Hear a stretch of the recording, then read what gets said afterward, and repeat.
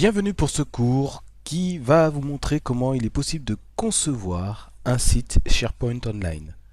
Je me présente, je suis Ludovic et je vais vous accompagner tout au long de ce tuto pour apprendre à concevoir un site SharePoint Online. Pour parler un petit peu de moi, je suis consultant formateur sur les outils collaboratifs de Microsoft. Il y a Office 365 et SharePoint, c'est le produit que nous allons voir dans sa version online et vous allez voir que dans ce tuto, on va vraiment voir les particularités de la version online de SharePoint. Voyons les objectifs ensemble. Premier objectif, c'est de pouvoir créer une collection de sites SharePoint, de donner accès à cette collection de sites et également de gérer le partage vers l'extérieur.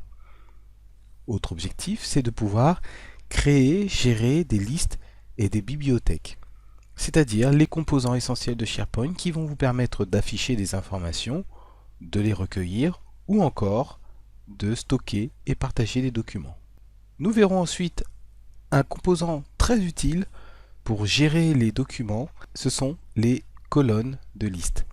Au travers de ces colonnes, vous aurez la possibilité d'afficher un certain nombre d'informations, mais également de trier les documents, c'est ce que nous allons voir au cours de ce tuto.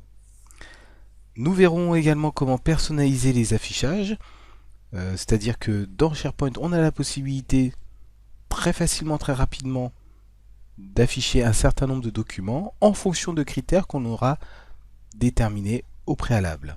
Nous gérons ensuite les droits, nous allons voir comment fonctionne la gestion des droits, que ce soit sur un site ou tous les sous-sites que vous avez dans votre site SharePoint. À qui est destiné ce tuto? Tout d'abord aux administrateurs Office 365, puisque vous allez au travers de ce tuto voir comment on crée une collection de sites, c'est-à-dire le point de départ dans SharePoint, comment on attribue des accès à des utilisateurs internes ou externes et également les principales fonctionnalités. Et donc ce sera également utile à toute personne qui doit mettre en place un site SharePoint, qui n'a pas forcément des compétences informatiques ou des habilitations informatiques, mais qui a besoin de savoir comment créer une liste, une bibliothèque, comment on va gérer les informations dans SharePoint. Donc je vous dis à tout de suite pour la suite, pour découvrir l'univers de SharePoint Online.